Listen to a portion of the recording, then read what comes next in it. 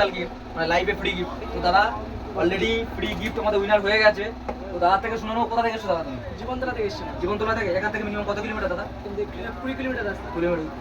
মানে কি কিসের জন্য মানে গিফটটা পেয়েছো? এসেছিলাম কমেন্টের জন্য। কমেন্টের জন্য? তো শিওর দিয়েছি? হ্যাঁ। এখানে মানে তোমার কোনো টাকা চার্জ করা হয়েছে? না না না। হ্যাঁ এটা শিওর তো? বলে সেটাই দিয়েছে আমাকে। তোমাদের ভিউয়ার্সের উদ্দেশ্যে কি বলতে চাও? সবাই দেখছে আর কি। সবাই ফের কমেন্ট মানে যখন লাইভ চলে কমেন্ট করবে তোমার মানে গিফট পাও। আর তোমার দোকানে আসবে, মানে সুন্দর দোকান, দাদা জায়গা অনেক ভালো।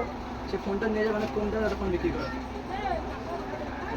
কতক্ষণ আগে এসেছিল দাদা এখানে? 5 মিনিট আগে এসেছিলাম। বুঝতে পেরেছি। এখানে ভিড় ছিল না খালি ছিল দাদা? ভিড় ছিল, দাদা তাদের দিয়ে ছেড়ে দিয়েছে আমাকে।